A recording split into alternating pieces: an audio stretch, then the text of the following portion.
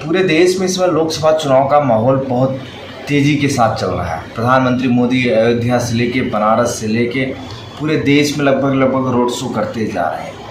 लेकिन आज फूलपुर और इलाहाबाद लोकसभा का एक संयुक्त रूप से सर्वेक्षण आपको बताने जा रहा हूँ कि वहाँ पे क्या होने जा रहा है, वहाँ पे क्या हो रहा है। पहले शुरुआत करते हैं फूलपुर से। यहाँ पे फूलपुर ने भारतीय जनता पार्टी के वर्तमान विधायक प्रवीण पटेल को अपना प्रत्याशी बनाया है, क्योंकि उनकी मां इसके पहले यहाँ से सांसद थी।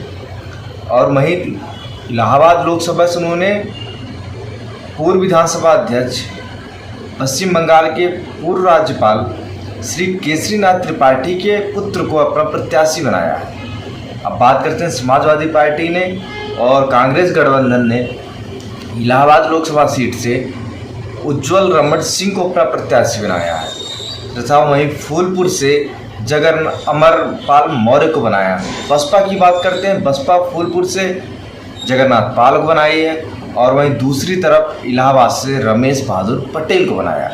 बसपा ने दोनों जगह से ओबीसी का कार्ड खेल दिया, जबकि इलाहाबाद लोकसभा सीट से भारतीय जनता पार्टी ने सामान्य वर्ग से टिकट दिया और दूसरी तरफ सपा और कांग्रेस का इंडिया गठबंधन भी समान वर्ग से टिकट दिया है। फूलपुर में सभी पार्टियां ने ओबीसी वर्ग से टिकट दिया है। अब सबसे बड़ी बात है कि मुकाबला किधर जाएगा। मायावती ने तो फूलपुर और इलाहाबाद में तो खेला कर दिया, क्योंकि जो अखिलेश यादव पीडीए की बात करते हो, इलाहाबाद में कहीं पीडीए पिछड़ता हुआ नजर आ रहा है। उसी का फायदा मायावती ने रमेश बहादुर पटेल को, मतलब पिछड़ा वर्ग से टिकट देके पीडीए को अपने पास लाने की सोच, क्योंकि पीडीए पिछड़ा, दलित, अल्पसंख्यक मायावती के तीनों कोर वोटर है। दलित मायावती को छोड़ के कहीं नहीं जाएगा और पिछड़ा में मायावती ने पिछड़े वर्ग से एक व्यक्ति को टिकट देके जाहिर कर दिया कि मायावती ही दलित और पिछड़ों की हितैषी है। अब इलाहाबाद की जो लोकसभा सीट है उज्ज्वल रमण और नीरज त्रिपाठी के बीच में, मतलब दो राजाओं के पुत्रों की इस समय युद्ध वहाँ पे हो रहा है। दोनों अपने पिता के राजकुमार हैं। उज्ज्वल रमण सिंह मंत्री भी रह चुके हैं, विधायक भी रह चुके हैं, पहली बार लोकसभा सीट में अजमा रहे हैं।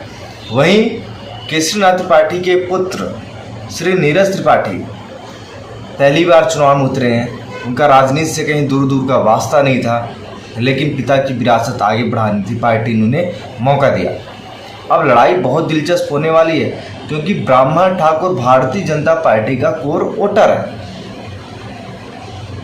और उसके बाद ब्राह्मण नीरज त्रिपाठी हो जा रहे हैं, ठाकुर उज्ज्वल रमण सिंह हो जा रहे हैं।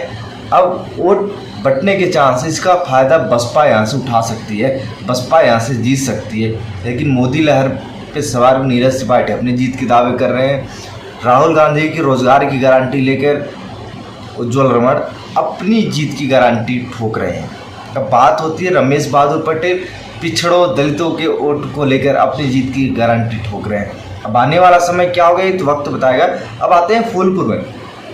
फूलपुर पिछड़ा बाहुल क्षेत्र है। यहाँ से पंडित नेहरू, इंदिरा गांधी जैसे बड़े बड़े दिग्गज यहाँ से चुनाव जीत के गए फूलपुर लोकसभा सीट से। अब यह पटेल और मौर्य बाहुल क्षेत्र है। भारतीय जनता पार्टी ने यहाँ से पटेल को टिकट दे दिया